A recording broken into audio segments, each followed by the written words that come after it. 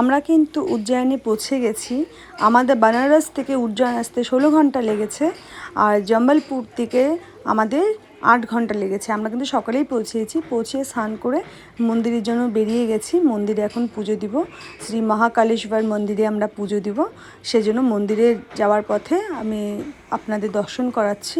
এগুলো কিন্তু মন্দিরে যাওয়ার পথে রাস্তায় পড়ে, খুব সুন্দর জায়গাগুলো।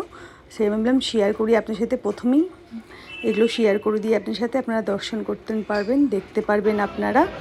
এখন আমি চলে যাচ্ছি মন্দিরের পথে। মন্দিরের পথে গিয়ে মন্দিরের কিছু পুজোর জিনিস নিয়ে তারপরে আমি পুজো দিব। এখন আমি নিচ্ছি মন্দিরের পুজোর জিনিস, যেগুলো পুজো দিব। পুজো দিয়ে তারপরে আমি আপনার সাথে শেয়ার করব। জানি না মোবাইল অ্যালাও আছে কি না। মোবাইল অ্যালাও থাকলে কিন্তু আমি দর্শন করাবো। প্রথমে আমি চলে যাব, এখানে আমি এখন তিলক দিচ্ছি মাথায়।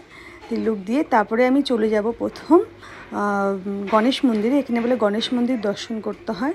প্রথম গণেশ মন্দিরে পুজো দিয়ে তারপরে আমি যাব শ্রী মহাকালেশ্বর মন্দিরেও দর্শন করাবো।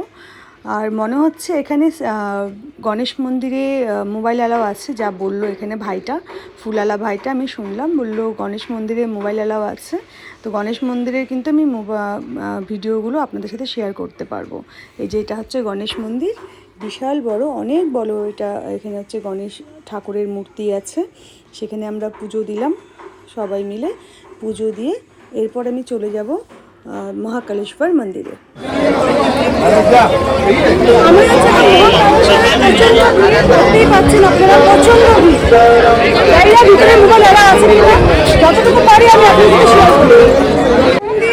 আমি জানি না ভিতরে মোবাইল অ্যালাও আছে কি না।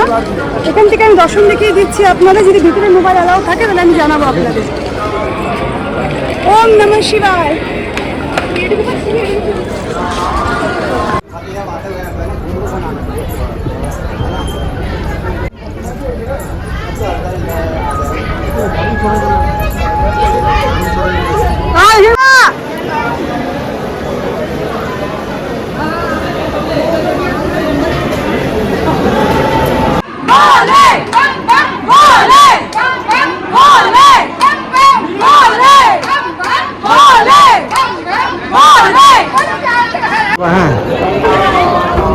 আমাদের মহাকালের দর্শন হয়ে গেছে। মহাকালের দর্শন খুব ভালো হয়েছে। হায় হায় মহাদেব, আমরা খুব ভালো মতন মহাকালের দর্শন করতে পেরেছি।